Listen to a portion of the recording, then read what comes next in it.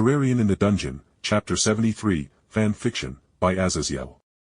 Please like and subscribe to this YouTube channel for listening and patreon.com/Azazyel to read all of his stories. With a loud thumping noise, our forms were thrown onto my bed, the air being knocked out of me as all the girls landed atop me, and we honestly just lay there in stunned silence at how the dungeon so easily tore through the bosses I had prepared previously. That juggernaut's magic absorption and then reflection was just too damned powerful, as it was able to sustain being bombarded by the eye of the Cthulhu without any harm being done to it. Then to say nothing of its whole form being covered in a strong, dense exoskeleton that would protect it from errant blows as well as act as the monster's weapons that it was able to use when it dashed around at speeds that broke the speed barrier. "Jake, can that juggernaut kill the Queen Slime boss? You needed the materials from the potions to heal Ina." Belle finally broke our stressed silence, and at her question I thought she wanted to back and piss off the dungeon again to the point of it summoning the monster again, but I could see the fear in her eyes and knew she didn't dare as I did. "Yes. With its magic absorption and exoskeleton, I imagine it probably could kill the Queen Slime," I said wryly, as I knew the Queen Slime in this more realistic world wouldn't have the massive health pool it had in the game, and its body would still be slime. More compact and dense slime, but a slime body none the same, and the juggernaut would claw through it like it was nothing. Belle just silently pushed her head into my shoulder as she took a deep breath, but I soothed her and Philvis, who was still frozen at the sheer violence of the juggernaut. "Belle, the juggernaut is the defensive measure of the dungeon, and it can and has killed level 5s like they were nothing. The juggernaut is not our target, nor should it be, as only through someone committing suicide and blowing themselves up with powerful bombs and spells have proven to harm it in the slightest," I spoke, petting through her white hair. "The juggernaut was the dungeon's fuck you and everyone in the dungeon button, and I wouldn't be surprised if the thing could give level 7s like Otter, Althea, and Zold troubles if they could kill it at all to begin with. So, I had absolutely zero shame running away, as I knew the people in Rivera were well versed in running away, and the moment the Goliath came out, they probably fled the floor, and with the monster's source of divinity dead, the juggernaut would merge back with the dungeon." "Philvis, you alright?" I asked softly as I finally got the girls off me so I could take out our illegitimately gotten loot bags. Philvis slowly rolled over to sit on the edge of the bed next to me, and for a moment there was silence before she weakly spoke. I could barely see the blur of the juggernaut's movements. It's hard to imagine even with my strength that the monster is still so far above me. At that, I mentally swore not to fuck with the juggernaut, as I knew Philvis, due to being a creature who could enhance her growth merely by eating dungeon monster stones, had the equivalent of a new level 7 strength or physical abilities. "It just means that we cannot summon monsters in the dungeon anymore, I guess," I said, frowning before I shrugged, as I couldn't be blamed for this as I technically broke no rules. "Anyway, here are your bags. Let's open them up and see what we get," I said, tossing the 2 sets of 3 goodie bags to the girls sitting beside me. Opening my own first bag, the Eye of the Cthulhu bag. I got the agitating lens that allowed me to create a trail of demon scythes whenever I was dashing or running quickly.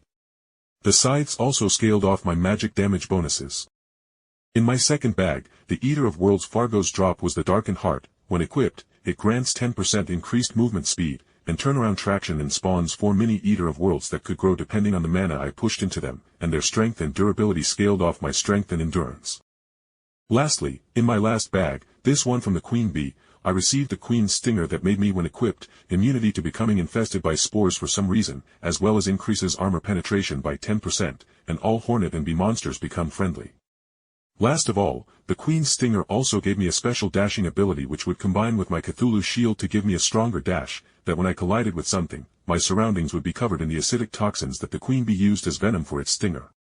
It was amazing that these 3 items from 3 different bosses were only 3 out of the 550-odd items I would need to make the Soul of Eternity, when they already gave me quite a bit more power, as each item was the distilled power and essence of each boss. So once I finished the whole of Fargo's mod crafting tree and combined everything into the Soul of Eternity, I had no doubt I would be on the level of gods due to all the already godly bosses I would need to kill to get to that point anyway. "Excuse me, girls, I am going to try to equip these accessories outside, as the Blackened Heart gives me an extra summons," I said, with the girls nodding as they put the weapons, and other stuff in the chests I had for clutter in my room and followed me out of the room. "Seshet, Hestia, we did something super stupid in the dungeon, but we survived. Before you yell at us, come look at my sweet new loot first," I called out, power walking out of the tower and into the wide area of the glass-enclosed part of the property before the other girls could react. "Jayaki, what did you drag my Belle into?" Hestia screamed as she came running out of the building, and I only giggled as I slotted in the accessories.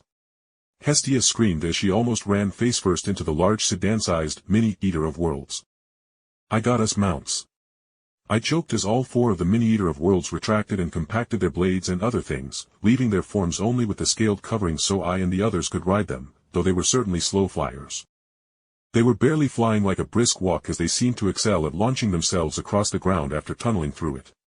Actually, could you guys burrow into the dungeon for me? I pondered aloud as Hestia gaped at the now semi-truck-sized Eater of Worlds as I experimented on pushing mana into them to make them grow larger. So, I assume you are the reason the dungeon decided to have an earthquake. Seshet dryly spoke as she leapt over the new summons and landed beside me, and I nodded to her question. Yes, with the new Fargo's mod, the previous bosses were made much stronger with them having pseudo-divine domains or were the remains of a god. The dungeon wasn't happy at feeling gods fighting within it. I said wryly, and Seshet visibly took a deep breath. You are grounded. Get back to making babies with Beatrice or Belle. Seshet said blandly, making Belle trip as she almost fainted in pure embarrassment at Seshet's blunt orders. But I shook my head as I patted Seshet between her ears. No Seshet, I still have 2 more bosses to kill before I can rest for any amount of time, I said with all due seriousness. If we could succeed in killing the brain of Cthulhu and Skeletron, I could make the Supreme Deathbringer fairy and that would free up my accessory slots so I could relax and do the more boring grinding and material gathering like fishing and other stuff before I tried to make my way into hard mode stuff when I dared to fight the wall of flesh.